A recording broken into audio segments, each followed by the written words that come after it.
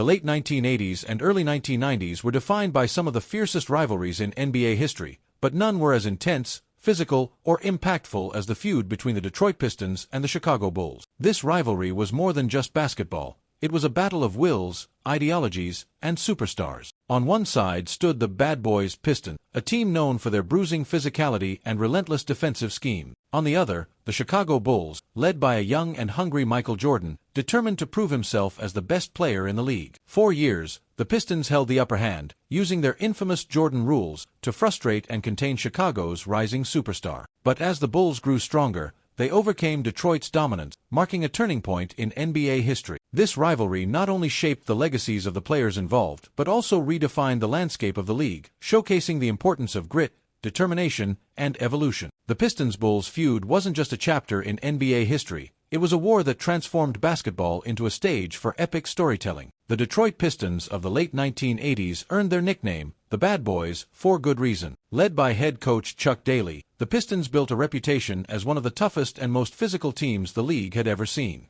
With players like Isaiah Thomas, Joe Dumars, Bill Laimbeer, Dennis Rodman, and Rick Mahorn, they embraced a style of play that emphasized hard fouls, mental toughness, and relentless defense. Their physicality often blurred the line between aggressive play and outright intimidation, and they weren't afraid to use that to their advantage against any opponent, no matter how talented. What made the Pistons so effective wasn't just their toughness but their ability to play as a cohesive unit. Isaiah Thomas orchestrated the offense with surgical precision, weaving through defenses and setting the tone for his team. Joe Dumars provided calm and consistent scoring, often taking on the role of a clutch performer when games hung in the balance. Meanwhile, Laimbeer and Rodman anchored the defense with a relentless energy that demoralized even the best players in the league. Rick Mahorn and other role players rounded out the roster, bringing an infectious energy and making every possession a battle. Their bench was equally vital, bringing unmatched intensity and embodying the team's no-nonsense mentality. This all-for-one ethos allowed them to take on and eventually dethrone basketball's royalty, the Boston Celtics and Los Angeles Lakers. Between 1988 and 1990, Detroit won back-to-back championships and appeared in 3 consecutive NBA Finals, cementing their place among the greats. The Pistons' rise to prominence wasn't just a story of physical dominance but also one of strategic brilliance. Chuck Daly's game planning emphasized exploiting opponents' weaknesses and maintaining discipline under pressure. He empowered his players to trust one another, ensuring that their physicality was complemented by sharp execution on both ends of the floor. This combination of grit and intelligence made the Pistons one of the most formidable teams in NBA history. Their dominance came at a cost, however. Their unapologetically physical style earned them as many critics as admirers. Opposing players and fans alike bristled at their tactic, accusing them of playing dirty basketball. The Pistons' relentless fouls, trash talk, and bruising screens often left their opponents battered, both physically and emotionally. Yet the Pistons embraced their villainous role, using it as fuel to power their journey to the top. They didn't just accept the criticism, they thrived on it, relishing their status as the league's most polarizing team. It was this unique ability to channel negativity into performance that made them one of the most iconic teams in NBA history. Off the court, the Bad Boys' image extended to their interactions with the media and fans. Their unapologetic attitude and swagger captured the essence of Detroit's blue-collar identity, endearing them to their home crowd while making them villains everywhere else. The Pistons became more than just a basketball team. They were a cultural phenomenon, representing toughness, resilience, and the will to win at all costs. While the Pistons were dominating the league, the Chicago Bulls were steadily building their own dynasty. Drafted in 1984, Michael Jordan quickly established himself as one of the most electrifying players in NBA history. His scoring ability, athleticism, and competitiveness were unmatched, but the Bulls initially lacked the supporting cast to contend with the league's best teams. Despite Jordan's brilliance, the team's struggles highlighted the need for a stronger collective effort to reach the top. Jordan's arrival brought hope to Chicago, but it also brought challenges. Teams keyed in on him, daring his teammates to step up and contribute meaningfully. Early in his career, Jordan often found himself shouldering an overwhelming offensive burden, dazzling fans with jaw-dropping performances but falling short of ultimate success. He regularly led the league in scoring and produced some of the most iconic moments in NBA history, yet these achievements weren't enough to overcome the league's elite team. Under head coach Doug Collins, the Bulls began to show flashes of potential, but it wasn't until Phil Jackson's arrival that the team's transformation truly began. Jackson emphasized the triangle offense, a system that prioritized ball movement and teamwork, laying the foundation for the Bulls' rise as a true contender. Key players like Scottie Pippen, Horace Grant, and John Paxson emerged as vital contributors during this period. Pippen evolved into one of the league's most versatile players, providing the defensive prowess and secondary scoring the Bulls desperately needed. Grant brought toughness and rebounding, while Paxson's clutch shooting offered a reliable option in high-pressure situations. With these players supporting Jordan, the Bulls started to gel as a team capable of challenging the NBA's top franchises. Despite their growth, the Bulls repeatedly ran into the Pistons in the playoffs. In 1988, Detroit knocked Chicago out of the postseason in a grueling 5-game series, exposing the Bulls' lack of depth and experience. The following year, the two teams met again in the Eastern Conference Finals, with the Pistons prevailing in 6 games. By 1990, Chicago had improved significantly, pushing Detroit to 7 brutal games in another Eastern Conference Finals matchup. Yet once again, the Pistons' physicality and mental toughness proved too much for the Bulls to overcome. For Jordan and his teammates,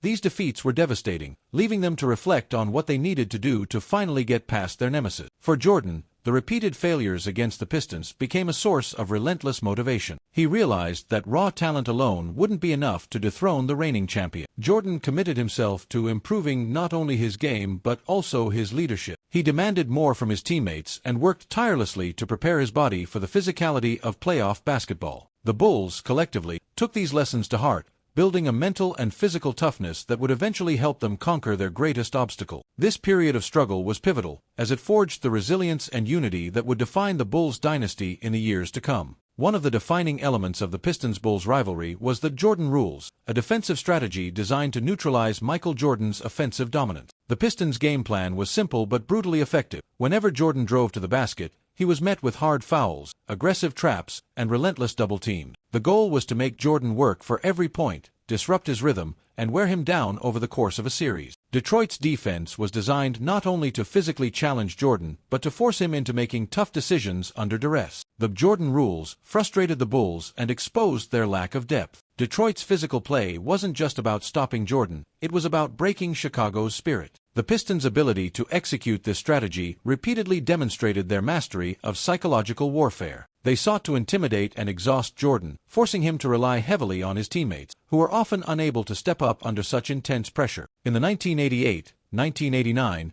and 1990 playoffs, Detroit eliminated Chicago, often in grueling and emotionally draining series that tested the Bulls' resolve. Each loss for the Bulls was a painful reminder of their shortcomings, highlighting the gap between potential and execution. Yet for Jordan, these setbacks became a catalyst for transformation. He recognized that to overcome the Pistons, both he and his team needed to become tougher, both mentally and physically. The Jordan rules also highlighted a broader philosophical clash. The Pistons represented the old guard, a team built on grit, defense, and intimidation. Their style was a reflection of an era where physicality and bruising defense often dictated outcomes. The Bulls, led by Jordan's dazzling brilliance, symbolized the future of basketball, high-flying, fast-paced, and individualistic. This clash of styles amplified the intensity of their battles, as each team fought not only to win but to assert its identity within the evolving NBA landscape. The Pistons' strategy also served as a turning point for the Bulls. The repeated losses forced Chicago to re-evaluate their approach and strengthen their roster. Jordan began to spend more time in the weight room, building his body to withstand the physical punishment dished out by Detroit. His leadership evolved as he pushed his teammates to match his intensity and commitment. Meanwhile, Phil Jackson and the coaching staff worked to refine the Bulls' offensive system, ensuring it could withstand the defensive pressure applied by the Pistons. Over time, the Jordan rules became less effective as Chicago grew into a more cohesive and resilient team. In hindsight,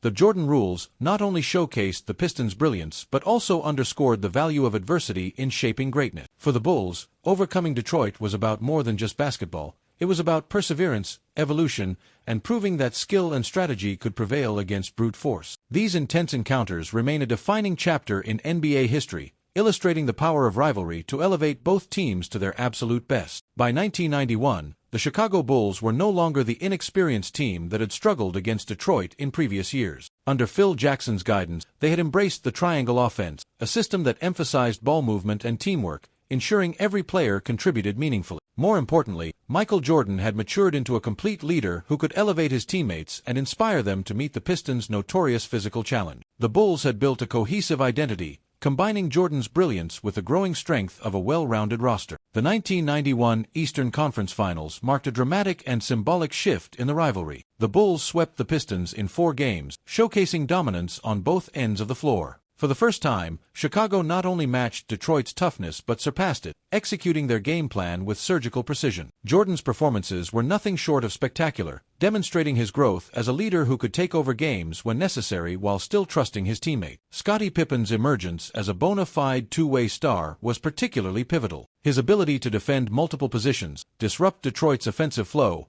and deliver crucial points gave the Bulls the edge they had long sought. Horace Grant's presence in the paint and his defensive tenacity added yet another layer of resilience, allowing Chicago to outmuscle Detroit where it once faltered. Game after game, the Bulls dictated the tempo, neutralizing the Pistons' hallmark strategy. They exposed Detroit's weaknesses and forced the Bad Boys to play on Chicago's terms. This was a team effort in every sense, with contributions coming from all corners of the roster. John Paxson's timely shooting and leadership on the court, combined with Phil Jackson's masterful adjustments, ensured that the Bulls executed at the highest level. The series culminated in one of the most infamous moments in NBA history. As the final seconds of Game 4 ticked away, the Pistons walked off the court without shaking hands with the Bulls. This act of poor sportsmanship symbolized the end of an era for Detroit and cemented their reputation as villains in the eyes of many fans. For years, the Pistons had intimidated their opponents with their physicality and psychological games, but the Bulls had finally broken through their grip on the Eastern Conference. The image of the Pistons exiting the floor in silence became a defining moment in the rivalry, illustrating their unwillingness to pass the torch gracefully. For the Bulls, this victory was more than just a series win.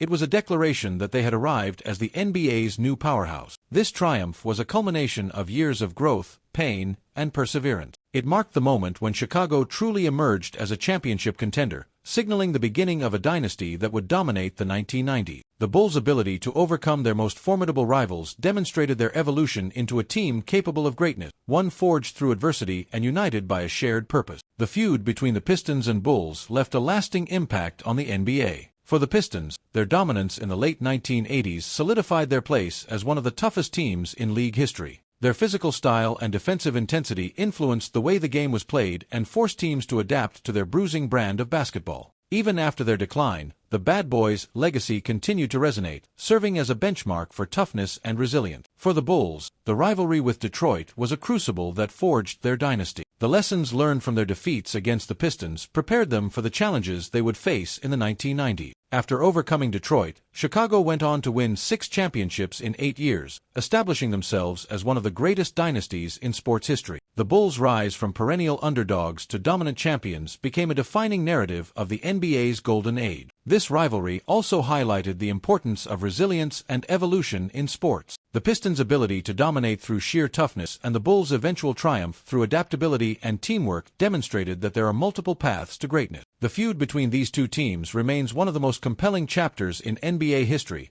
a testament to the passion, intensity, and drama that define the league. The Detroit Pistons and Chicago Bulls rivalry was more than just a series of basketball games. It was a clash of cultures, philosophies, and egos. It showcased the physical and mental demands of competing at the highest level and left an indelible mark on the NBA. For fans, it was a spectacle of grit and greatness, a reminder of why we love sports, for the rivalries that push athletes to their limits and create moments that last forever. The Pistons and Bulls showed that greatness is not only achieved through skill but also through perseverance, evolution, and the will to overcome any obstacle.